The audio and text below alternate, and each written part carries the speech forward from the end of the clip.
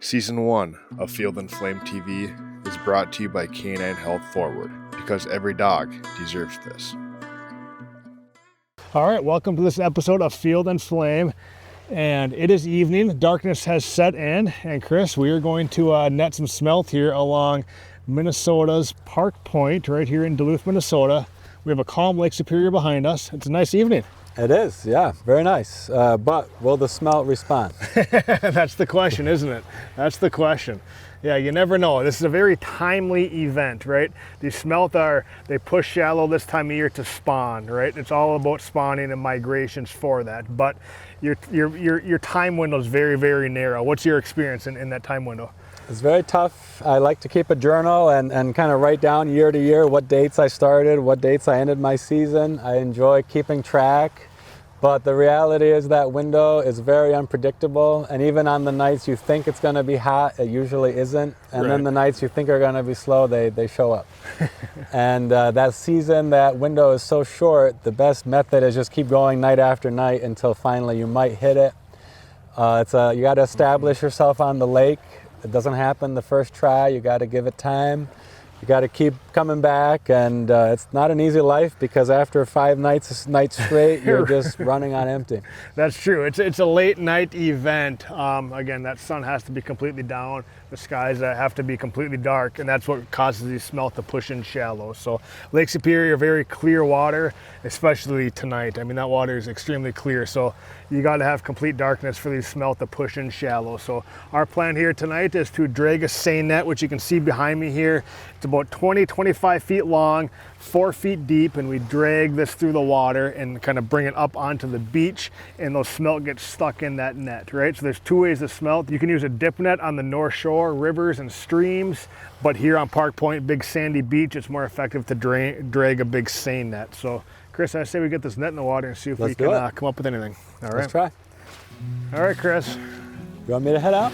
Yeah, why don't you head out? I will follow you. It is a dark evening here on Park Point. We have calm water though, which is what you need. So we're gonna drag this net through and see if we can find any smelt. Chris, now's when you hope your waders don't have any holes in them. That water is cold. You can see how clear it is, hey? Very clear. Very clear water. Nice evening though. I kind of prefer the rougher nights for seining. I don't disagree. I feel like when it's really calm like this and clear water, those smelt can be a little bit shy. They're spooky. For sure. I think they can sense our movement better, and they know to stay away. Yeah, I mean, you can see bottom clear as day. So will I pivot around you? Yeah, I can kind of be the anchor and you can pivot around. And you want to pivot to the left or to the right?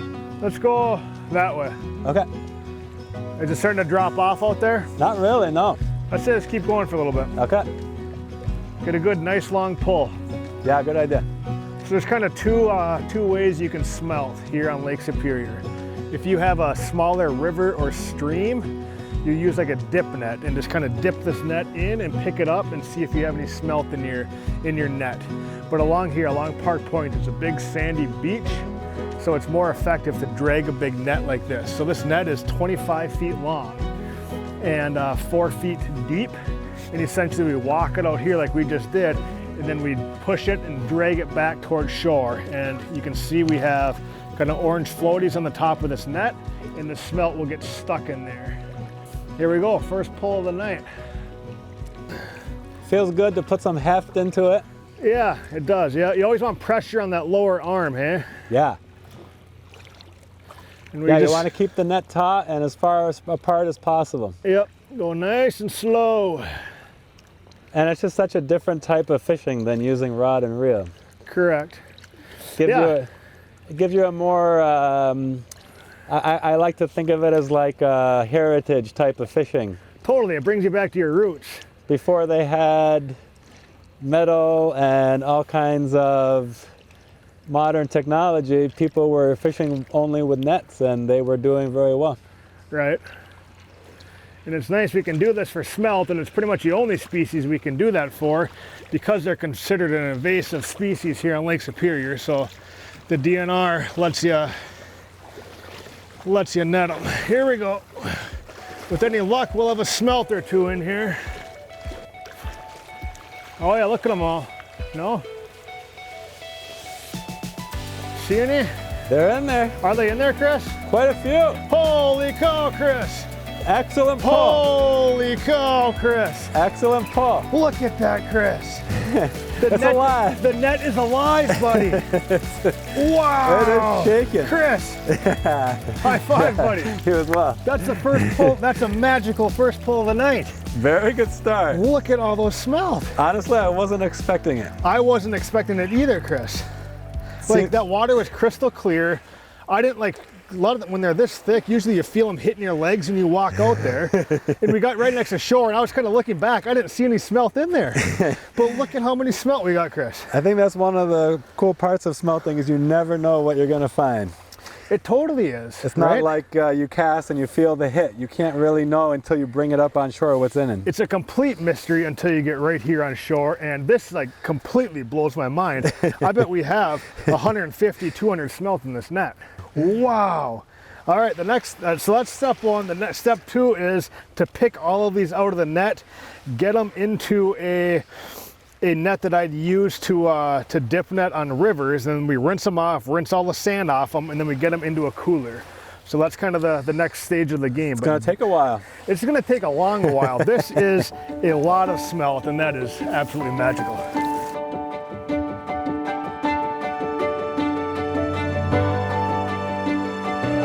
Last couple, Chris, I bet we had, I don't know, there was a couple hundred in that net. I think so too.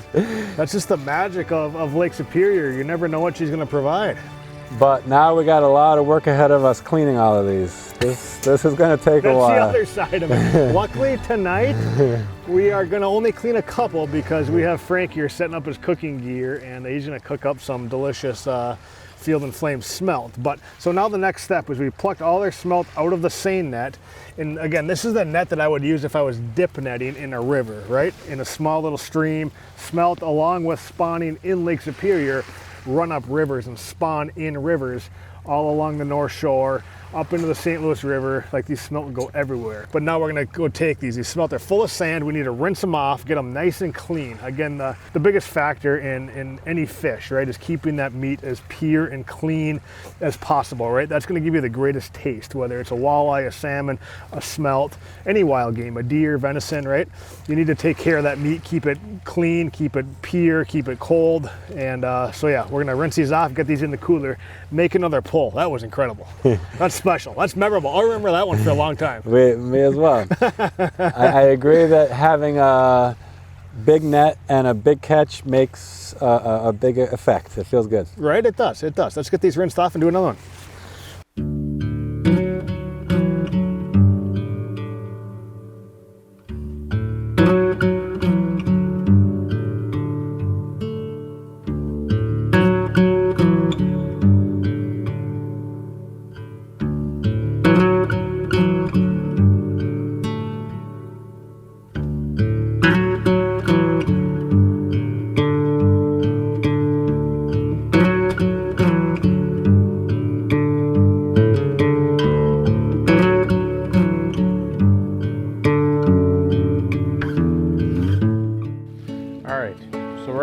Park Point today. Grant and Chris are out pulling some nets for some fresh smelt. We're gonna get those in here. We're gonna make some fresh smelt po' boys. We're gonna have them hoagie roll. We're gonna toast that on the Camp Chef. We're gonna fry some of the smelt up, and we got some lettuce, tomato, and a house-made remoulade sauce here with our Cajun seasoning in it. And this is gonna go great on the sandwich. It's gonna give us a nice warm up too after we're out in Lake Superior. Here we go, Chris, pull number 2. Chris, I can see all the smelt right here. Look at them all. You got the smelt fever. We do. Well, one thing I really like about smelt is you don't have to feel guilty about harvesting them. These are an invasive species. There seem to be millions of them. They come back every year. There's no harvest limit. And it just feels, like you're part of the resource. You don't feel like you're hurting the resource. And I enjoy harvesting a lot of these fish because they're good eating, they're a good way to feed your family. And it's a good feeling to know that you're getting local fish, local food that you caught yourself. So it's a good harvest species and without any negative consequences on the environment. If there's anyone who appreciates these fish, Chris, it's someone like yourself. Another thing I really like about the whole process is all the work involved. It's a lot of steps. As you said, Grant, not only netting them, but also cleaning them, processing them. And when you get pound after pound of cleaning done, it's a long day. It's a lot of tedious work to clean every one of them. So you really feel like you earned your good meal, and it is delicious. So it's nice to have a reward for all of that work. I do think that the fact that we even have smelt is kind of unique. I mean, I think literally 70 years ago there were no smelt at all in Lake Superior. This is a pretty new thing on the historical record. Yep. Early 20th century, the lake was still clean. There weren't all of these ocean-going vessels pulling invasive species into the lake like rainbow smelt. Correct. And there used to be a lot more smelt in the lake, right? Back when the sea lampreys almost completely killed off all the native lake trout, the smelt population boomed. And that's when you had people coming down here with pickup trucks filling the beds of these trucks, right? Because there was no prey for these smelt. There's barely any lake trout left in the Great Lakes. But now that lake trout have made a comeback and sea lampreys are under control to a point, we have a little bit less smelt, but still plenty that we can come down here and net them and get quite a few for our personal use. They're also so fun to eat, Grant. They're so easy to pick with your teeth, with your fingers. They're like candy. Yeah, exactly. It's like French fries. Little organic Lake Superior French fries, right? Exactly, fish French fries. I wonder what this pull is going to yield, Chris. It's always a mystery, isn't it? Yeah, that's kind of the cool part about seining is you can't actually tell what's in the net, and you're kind of guessing, kind of wondering, and a lot of the time you don't end up getting what you think you're going to get. Just like that first pull was a shocker for us. Right. Chris, the best part about this is we have Frank setting up the grill on shore, getting ready to cook some smelt for us. It doesn't get much better. A nice warm meal on a cool spring day here on Lake Superior.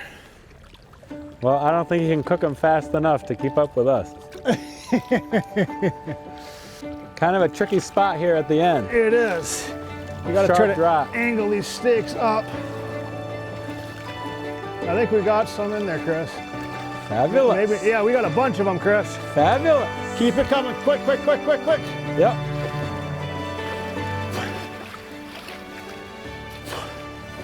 Chris, that net's super heavy. I know it. What is going on? I think we got a lot of sand. And a lot of smelt. Look at that. Ooh. That's awesome. Wow. That's cool. Another good That's the pull. reward for a little bit of sweat equity here at a late night on Lake Superior is put in the work. This is your reward. This is your dividend. And that's the thing about Lake Superior. And getting food for yourself. You put in the work, it'll reward you. Some nights you can come down here and only catch a couple, but other nights like this, you get your bounty. It's physical labor, but the reward is huge. Yeah. This little guy's about to get away. They have almost a transparency to them too, which is pretty awesome. They're very pretty. Yeah, they have a tint of blue or purple on them. Yeah, that purple stripe. Yep. Very cool fish. Very cool fish. They must be well adapted to the lake. They suit the clear water well. Correct. All right, let's get these out. That's why it was so heavy. Well, I didn't want to let it. Correct. I didn't want to let them get out underneath. Correct. All right, you ready, Vanessa? Look at the size of that one, Chris. Yeah. That's darn near a fish. But a lot of people think the big ones are not the tastiest ones. We'll see what Frank thinks. Yeah, not a bad pull there. Not a bit. Not a bad pull. And again, these smelt will often stick right to the bottom. So you want to keep these stakes low, like feel when you're pulling these nets, keep that stake in the sand. That's why we have a bunch of sand in our net. But again, that's a good thing because these smelt can escape very easily, especially with really clear water. They can see. You'd think a fish like this had little to no intelligence, Chris, but they're actually pretty smart. Oh, very. They're able to outsmart us, no problem. Even though their brain is the size of a grain of sand. A grain of sand, right? But you know, they have that herd mentality, and they've obviously evolved to use their numbers as a mechanism for survival. Yep, very true, very true. Man, there's some big ones in here. Wow, that's cool. All right, pull number 2 is a success.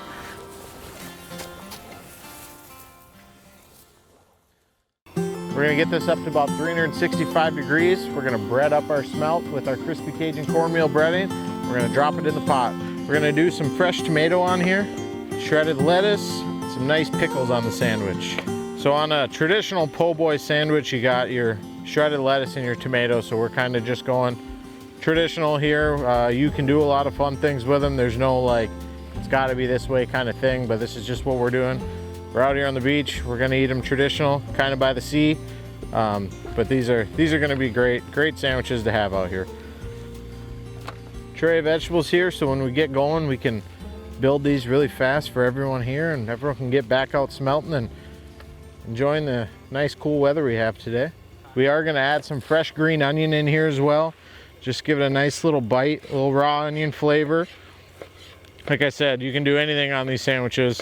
I would say the staple on a po' boy would be your bread. You want a nice crusty bread, soft on the inside, and then your sauce. So we made a remoulade today. That remoulade, again, you can play with how you want.